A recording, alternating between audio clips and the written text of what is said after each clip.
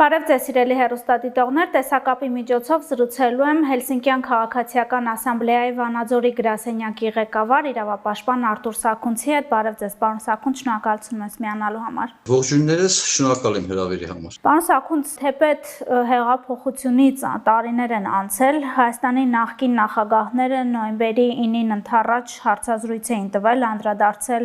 հեղափոխության դրվագներին, ինչու տեղի ունեցավ հեղափոխությունը, ում շնորհիվ տեղի ունեցավ, եւ այստեղ մի ուշագրավ դիտարկում կար Սերժ Սարգսյանի կողմից, որ եվրոպական մայրաքաղաքները եւս հետաքրքրված են եղել սրանով, Սվիտալսկու մասին էր այնտեղ նաեւ խոսք գնում, որ օրեր շարունակ Բրյուսելի շնորհավորանքները չեն փոխանցվել արտաքին գործերի նախարարություն։ Ձեր դիտարկումները որոնք են, ինչու են օրինակ առ այսօր ընդդիմադիրները, նախկին ղեկավարները օրինակ նշում, որ Հայաստանում փոփոխություններ միայն արտաքին միջամտությամբ էին հնարավոր։ Գիտեք, շատ պարզ բացատրություն ունի, որտեղ նման տեսակետ ունեցողների համար, հատկապես երբ իրենք եղել են իշխանության ամենաբարձր օղակներում, հանրության, ժողովրդի, քաղաքացիների դիրքորոշումը կամ նրանց նշանակությունը որևէ նշանակություն չի ունեցել եւ իրենք ելել են այն սկզբունքից, որ ընդամենը դա քաղաքացիները այսպես կոչված ռուսերեն ասած մասովկայի համար են, դրանք հպատակներ են եւ նրանք չեն կարող ունենալ մտածելու, վերլուծելու, նաև նախաձեռնություն դրսևորելու կարողություն, դրանք կարող են ունենալ իրենք, այսպես կոչված էլիտար խումբը իրենց պատկերացմամբ, եւ կարող են ունենալ առանձին ինչ-որ էլիտարներ, այսպես կոչված, որոնք կամ իրենց հետ պետք է համագործակցել եւ այդ դեպքում դառնում են պալատական, ուրեմն գործիչներ, որ ոչ թե համագործակցություն, այլ հպատակում են, որտեղ նման մտածելակերպ ունեցող մարդիկ համագործակցություն ասածը չեն պատկերացնում, ընդհանրապես ի սկզբանե փիլիսոփայորեն նրանք չեն ընկալում, որ կարող է լինել համագործակցություն, կամ կարող են լինել մարդիկ, որոնք եթե ունենում են այլ կարծիքներ, իրենց հպատակների դիրքորոշումներից տարբերվող առանձին խմբեր, ապա նրանք անպայման ունեն դրսի թելադրանքը։ Սա իրենց ամբողջ փիլիսոփայության հիմքում է եւ իմ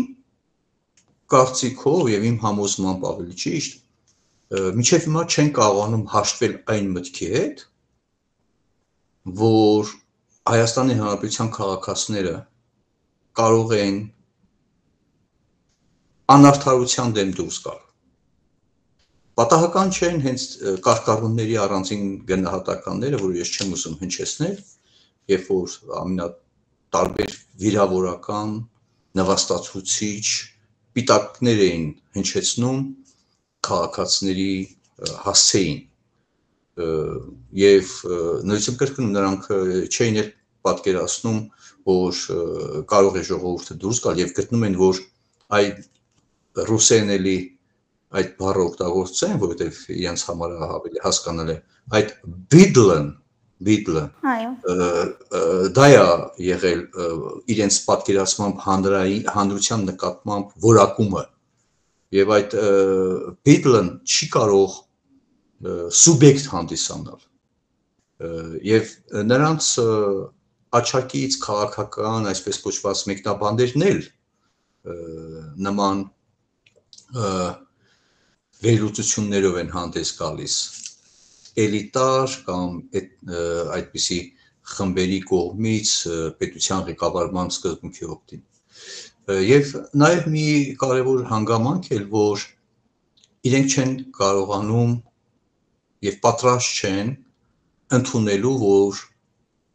այնպիսի կառավարում են իրականացրել,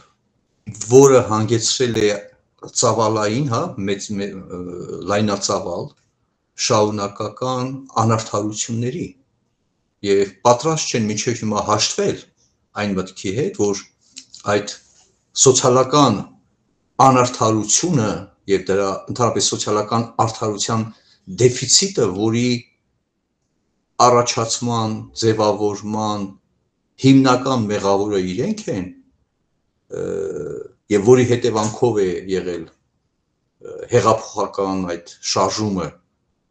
դրանում ունեն իրենց պատասխանատվությունը, որովհետեւ պետք է ընդունեն, որ իրապես իրենք եղել են համակարգային կոռուպցիայի թագագիրները, գրողները, կնքահայրերը, թղթի վրա ամեն ինչ ճիշտ է, այդ կոնցեպտի ուրեմն հրամցնողները, այնպես որ այդտեղ զարմանալի բան չկա, այո, արևմուտքը ժողովրդավարական արժեքների դավանող էր, իր բոլոր խնդիրներով հանդերձ, եւ այդ նույն արևմուտքի հետ էին նաեւ իրենք համագործակցում, բայց ինչպես նույն Սվիտալսկին, որը Եվրոմիության պատվիրակության ղեկավարն էր, ժամանակին ճիշտ էր բնորոշել, որ Եվրոմիությունը դա բանկոմատ չէ։ Այսպիսի դիվանագիտական տեսակետից կոշտ որակումը բացահայտում է իրենց բունոյությունը հենց այդ նման գնահատականներ հնչեցողներ, որոնք Եվրոմիությունը դիտարկում էին որպես բանկոմատ, որևէ հանձնառություն չվերցնելով մարդու իրավունքների, ժողովրդավարական հաստատությունների առումով, եւ եթե արևմուտքը նման գործիքակազմ ունենա, ապա ինչու պետք է 20 տարի ձգձգեր, չէ՞ որ կարող էր ավելի շուտ անել։ Այս հարցն է պետք է կարողանան պատասխանել։ Վերջինաշով, եթե իրենց համոզման արևմուտքի դրդմամբ է եղել աջակցությամբ, ապա կներեք արևմուտքը կարող էր այդ նույն գործիքները գործադրել 15 թվականին, կարող էր գործադրել 2003 թվականին, 2008 թվականին ի վերջո, 2013 թվականին կարող էր գործադրել, ինչու՞ չգործադրեց։ Այս հարցը ինչով է պայմանավորված, բայց իրենց այդ մտածելակերպով ներկայացնում են այսպես կոչված եվրասիական քաղաքակրթության ռահվիրանի, ռուսական իմպերիայի թագակրի Պուտինի այն տեսակետը, բռնաբեդ Պուտինի, որը եթե կհիշեք, սկզբից գործի մեջ գցեց շրջանառության մեջ կառավարվող դեմոկրատիա։ Управляемая դեմոկրատիա իրենց տերմինով ասած, հա, եւ այդ կառավարիչը իրենք էին, իսկ մնացածը ուղղակի զուտ ֆորմալ գնում էին մասնակցում այդ ընտրություն կոչված միջոցառմանը, որի արդյունքները կեղծվում էին։ Ի վերջո Սերժ Սարգսյանը լավ գիտի, որ 2015 թվականի առնվազն գոնե սահմանադրությունը ինչ կեղծիքներով է անցել։ Ռոբերտ Քոչարյանը շատ լավ գիտի, որ 2005 թվականի սահմանադրական հանրաքվեի մասնակցությունը անգամ տոկոսային առումով 11% չի անցել, 11-12%, որտեղ բոյկոտ էր, բայց նրանք թքած ունեն եւ այնպես որ այդ տեսակետները, որի փր դրսից է միջամտությունը եղել, այն էլ վերագրում են արևմուտքին, սա մի քանի շերտեր ունի, որի մի մասին ես ասեցի, որտեղ իրենք գտնում են, որ հանրությունը եւ Հայաստանի Հանրապետության քաղաքացին սուբյեկտ չի, այլ ընդհանրապես օբյեկտ է։ Բայց մյուս կողմից փորձում են դրանով քողարկել այն հանգամանքը, որ իրենք, այո, Հայաստանում ունեցել են աջակցություն Կրեմլի կողմից, իրենց իշխանությունում։ Եվ այդ աջակցության հանգամանքը փաստագրվում է մի քանի ասպեկտներով, որի մասին ես կուզեմ նաեւ այստեղ հիշատակել։ Մեկը իհարկե հայտնի խոստովանությունը, որի մասին խուսափում է Ռոբերտ Քոչարյանը հիշատակել, դա Պուտինի հետ քիմիական կապի մասին։ Հաջորդը նույն Սերժ Սարգսյանը, որը մեկ գիշերվա ընթացքում ենթարկվեց Պուտինի ճնշմանը եւ չնայած նույն արևմուտքի հետ ունեցած համաձայնությանը, որ գնալու են Եվրոմիության արևելյան գործընկերության ասոցիացիան համաձայնագիրը ստորագրելու, բայց 2013 թվականի սեպտեմբերի 3-ին հայտարարեց, որ չէ, Հայաստանը չի ստորագրելու եւ մտնելու է ուրեմն Մաքսային միության, հետո Եվրասիական տնտեսական միության կազմում։ Բա այդ ճնշմանը որի մասին ինքը ասում է, որ դե գիշերում հետ խորհրդակցեի, այսինքն ակամա խոստովանում է, որ եղել է նման ճնշում եւ ժամանակ էլ չի ունեցել, այսպես կոչված կյանքը կամ իշխանությունը, հա, այսպես տարբերակի առաջ պատկերավոր, որովհետեւ ինչու, որովհետեւ ինքը կախված է եղել այն իր ճնշողից, որովհետեւ հրահանգ տվողից է կախված լինում, որի հրահանգը չես կարող մերժել եւ փորձում էին դա հրամցնել իբր թե անվտանգության, պետության անվտանգության նկատառումներով, բայց իրականում դա իրենց իշխանության անվտանգության նկատառումներն էր, որովհետև դա պահպանվեց իշխանությունը, բայց 2016 թվականի ապրիլյան պատերազմը իջիկ դարձրեց այդ բոլոր թեզերը, թե իբր անվտանգության նկատառումներով էր, որ գնաց այդ համաձայնությանը, բայց իրականում ճնշման, այնպես որ եկեք մի շերտը ուրեմն թիրախավորել արևմուտքին, որի եւ հանձինս արևմուտքի ժողովրդավարությունը եւ մարդու իրավունքները, որի հիմքում ընկած է սուբյեկտի մարդու որպես սուբյեկտի արժեքային համակարգը եւ մյուս կողմից արդարացնելու չասեմ, այլ սպասարկելու իրենց սուզերենի հանձինս Պուտինի ուրեմն լեգիտիմությունը, առանց որի իրենք իշխանություն չէին կարող ունենալ եւ հիմա պարզ է որ ինչպես իրենք են շոկի մեջ 2018 թվականի Թավշյա հեղափոխություն իրականացնելու փաստից, այնպես էլ նույն Պուտինն է շոկի մեջ, որը նույնպես չէր սպասում, որ իր պատկերացմամբ ռուսական իմպերիայի ենթակա գաղութում, հանձինս գաղութային այդ կառավարիչների կարող է ժողովուրդը ընդվզել եւ հեռացնել ուրեմն իր նշանակած կառավարիչին Սա է ամբողջը իրողությունը։ Պարոն Սաքունց, նաև ինչ որ տեսակի խոստովանություն չէր այն հանգամանքը, որ օրինակ Սարգսյանը նշում է, թե Ռուսաստանում մտածում էին, որ Կարեն Կարապետյանը կարող է գալ իշխանության իր փոխարեն, որը նույնպես պրոռուսական գործիչ է ու դա իրենց համար խնդիր չէր։ Այսինքն ինչ որ չափով խոստովանություն, որ ամեն դեպքում Հայաստանում իշխանության ղեկին գտնվողը պետք է համաձայնեցվեր Մոսկվայի հետ եւ ըստ էության իրենք պետք է նշանակեին իրենց հավատարիմ պրոռուսական ինչ որ գործ չի։ Սերժ Սարգսյանն ուշագրավ խոստովանություն անում, ինքն էլ չի գլխի ընկնում, թե ինչ խոստովանություն անում։ Եկեք վերհիշենք 2017 թվականի Թավշյա հեղափոխությունից 1 տարի առաջ ազգային ժողովի ընտրությունների ժամանակ Սերժ Սարգսյանը ցուցակում առաջ տեղն էր։ Ահա։ Բայց ինքը ընդհանրապես նախընտրական կամպանիայի ժամանակ չերևաց։ Ովքեր էին։ Կարեն Կարապետյանը, Արփինե Հովհաննիսյանը եւ իշխան հիշում եմ Արմեն Գևորգյանը։ Կարծեմ Վիգեն Սարգսյանը այո։ Վիգեն Սարգսյան, Կարեն Կարապետյան եւ Արփինե Հովհաննիսյան։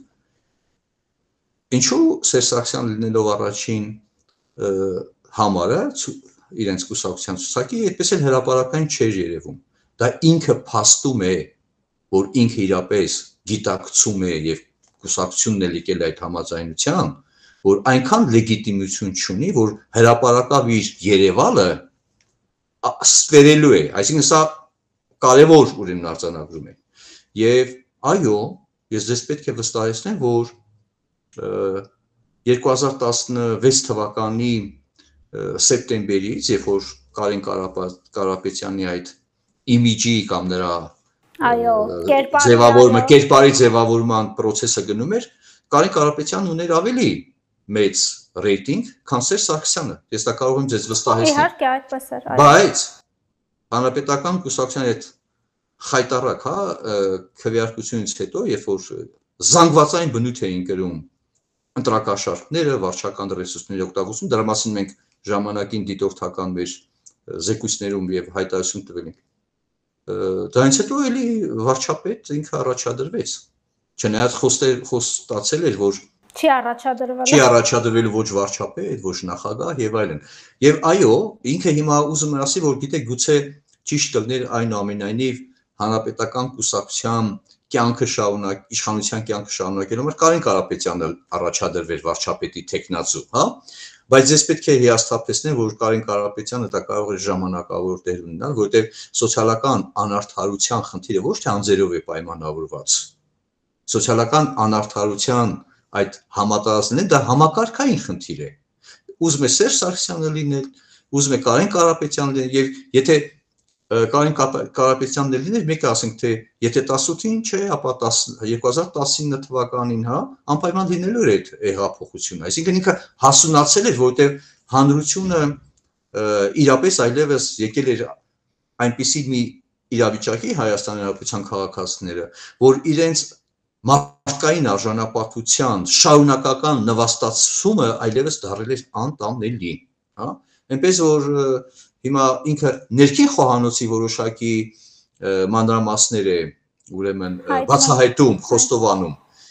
բայց էլի ելնում են այն հանգամանքից իր քիչ առաջ որ նշեցին կոնցեպտը, որ մեկ է հանրությունը կամ Հայաստանի Հանրապետության քաղաքացին սուբյեկտ չի, այդ օբյեկտին կարելի է կառավարել, ենթադրենք Կարեն Կարապետյան ֆիգուրի միջոցով, մոռանալով որ սիստեմի վերաբերյալ է հանրության ընկալումը, ոչ թե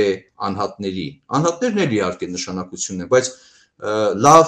կամ վատ թագավոր այլևս Հայաստանի Հանրապետություն չէր կարող լինել։ Եվ իդեպ ասեմ, ներկայաիշխանություններն էլ պետք է այդ եզրակացությունը գան, որ ընդհանրապես արդեն այլևս հեղափոխություն կատարած, ազատագրված կամ ազատության շունչը, գիտակցումը արդեն ընկալած արմատավորված Հայաստանի Հանրապետության քաղաքացին երբևէ չի հաշտվելու որևէ անարդարության հետ։ Եվ հիմա համակարգային անարդարության ուրեմն այդ ջահակիրները, երբ որ փորձում են արդարության վերականգնման նկատառումով վերադառնալ այլ կերպարներով կլինի դա Սամվել Կարապետյան, թե չգիտեմ ինչ այլ տարատեսակ կամ եկեղեցի թեկուզ։ Իրենք մի բան չեն գիտակցում, որ Հայաստանի Հանրապետության քաղաքացին մերժել է, վերջնական մերժել է անարդարության, սոցիալական, իրավական անարդարության ջահակիրներին եւ համակարգը չի հանդուրժելու։ Եվ նոր իշխանությունը այստեղ անելիքներ ունեն այդ սոցիալական անարդարության երաշխավորող համակարգը, որպեսզի մեկը հանդիսանում է ուրեմն մեր սահմանադրությունը, որը պարտադրեց Սերժ Սարգսյանը, ՀՀԿ-ի իշխանությունը երկար տարիներ առնվազն մինչև 2040 թիվը Մելիք Ադամյանով անցնելու այդ կոնցեպտը դա էր երաշխավորողը եւ իհարկե մյուս կողմից մյուս երաշխիքները դա վերաբերում է ԱՊՀ-ի անդամությունը, ՀԱՊԿ-ի անդամությունը, ԵԱՏՄ-ի անդամությունը, որոնք ներկայ իշխանությունը ցավոք սրտի անցած 7 տարիների ընթացքում արմատապես չլուծեց։ Իհարկե քայլեր կատարեց մասնակի, հա, ՀԱՊԿ-ի անդամության սառեցումը, ԵՄ-ի Եվրամիության անդամության գործընթացի սկզբնավորման օրենքի ընդունումը, անվտանգության բնագավառում համագործակցությունը Եվրամիության անդամ պետությունների եւ հենց Եվրամիության հետ, Միացյալ Նահանգների հետ եւ այլն, բայց այնուամենայնիվ ինստիտուցիոնալ առումով դեռևս իհարկե մնում ենք այդ թեկուզ ֆորմալ, բայց գործող այդ կանոնների շրջանակում, սա է հիմնական խնդիրը։ Ձեր կարծիքով օրինակ հիմա այսպիսի հարցազրույցներ տալով, թե ինք օրինակ թե Քոչարյանը, երբ օրինակ նշում են, որ Հայաստանն ամեն ինչ արել է, որ վատացնի հայ-ռուսական հարաբերությունները, որ հեռացնի ռուս խաղաղապահներին Արցախից, այս մեղադրանքները դեռևս իրենց փաստորեն հույս են ներշնչում, որ Ռուսաստանի միջոցով կարող են գալ իշխանության, ինչ եք կարծում, երբ օրինակ ամեն կերպ նշվում է, թե ինչ լավն էր նոյեմբերի 9-ի հայտարարությունը, ինչ վատն է օգոստոսի 8-ին ձեռք բերված պայմանավորվածությունը, կարծես երկուսն էլ նույն այսպես մեսիջներով են խաղում եւ ինչն է հույսը ըստ ձեզ։ Այդ մարդկանց համար որևէ նշանակություն չունի։ Ոչ նոյեմբերի 9-ը, նրա 9 կամ մնացած կետերը, ոչ օգոստոսի 8-ը, եւ ընդհանրապես որևէ համաձայնություն կամ պայմանագիր այնքան բովանդակություն եւ նշանակություն ունեն, եթե դա ապահովում է Ռուսաստանի ռուսական իմպերիայի շահը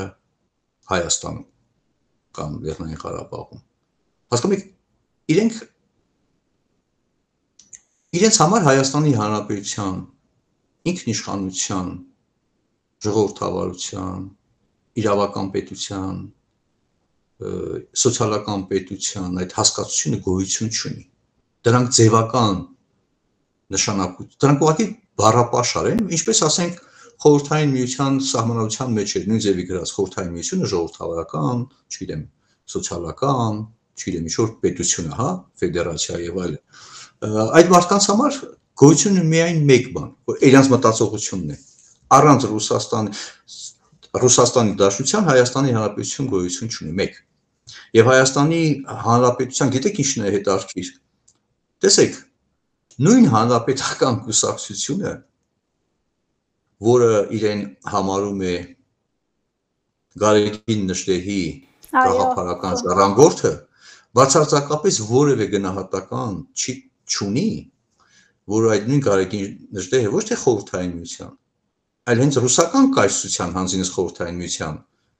զոհն է։ Այդ կեղծիքը, այսինքն պարազիտիզմը բովանդակային օգտագործել Հայաստանի ռուսական իմպերիայի շահերը սպասարկելու համար եւ արդարացնել Ռուսաստանի իմպերիայի ցանկացած քայլ, ինչպես նաեւ փորձում են արդարացնել, բայց գիտեք, բանը Հայաստանն է մեղավոր, որ Ադրբեջանը հարձակվեց։ Բայց դեպքում 2016 թվական ես բազմիցս նշել եմ, հիմա եմ նշում։ Այդ դեպքում էլ դուք եք մեղավոր 2016 թվականի ապրիլյան պատերազմի համար, որտեվ այդ ժամանակ, որ Ռուսաստանի Դաշնությունը հանձինս Կրեմլի չկանխեց այդ պատերազմը, բա դրա բացատրությունը ինչով եք տալիս։ Ինչի համար, որտեվ իրենք, քանի որ իրենք էին։ Ղեկավար, այո։ Այո, իսկ հիմա քանի որ իրենք չեն, էլի շարունակում են սպասարկել Ռուսաստան, այսինքն այն ժամանակ էլ են սպասարկել, հիմա են կայուն հատկանիշը այդ մարդկանց մտածողության, փիլիսոփայության սպասարկել ռուսական իմպերիայի շահերը, թե դա կլինի Հայաստանի անկախությունը զոհաբերելի գնով, թե դա կլինի Լեռնային Ղարաբաղի ժողովրդի անվտանգությունը զոհաբերելի գնով, դա կապ չունի։ Ինչի համար, ոչ միայն այդ իմպերիայի շահերը սպասարկել, այլ որովհետև գիտեն, որ մի բան, միայն այդ իմպերիայի պարագայում իրենց նմանները կարող են լինել կառավարիչներ Հայաստանում։ Որովհետև իրենք կյանքում գիտեն, ուժով կարող են միայն իշխանություն ունենալ, պարտադրելով, եւ դրա համար էլ մարդկանց ընկալում են ոչ թե սուբյեկտներ, այլ օբյեկտներ, որոնց ընդհանրապես պետք է կառավարել։ Եվ մեզ Վիտալսկին կարող էր փողոց տաքացնելով Հայաստանում իշխանություն փոխել, այդպես է ստացվում։ Դե, գիտեք, եթե այսպես ասեմ, եթե մի հոգի Վիտալսկի կարողում է իշխանություն, բա դուք ով եք երեք, կներեք, մյուս ասեմ։ Եթե Վիտալսկին կարողում է ամբողջ ռուսական իմպերիայի Կրեմլի եւ ձեր արկայությամբ իշխանափոխության հասցնել, ապա դուք զրո արժեք ընդհանրապես ունեք։ Էլ ինչ հավակնություն ունեք, ուրեմն գալու Հայաստանի Հանրապետությունում իշխանության։ Շատ պարզ ասեմ։ Շնորհակալություն պարոն Սաքուն, շատ հետաքրքիր զրույցի համար։ Շնորհակալ եմ, հաջողություն։ Ես հիշեցնեմ, որ զրուցում էի Հելսինկյան քաղաքացիական ասամբլեայի Վանաձորի գրասենյակի ղեկավար իրավապաշտպան Արտուր Սաքունցի հետ կհանդիպենք։ Չմոռանաք հավանել տեսանյութը եւ բաժանորդագրվել Civic AM-ի YouTube-յան էջին։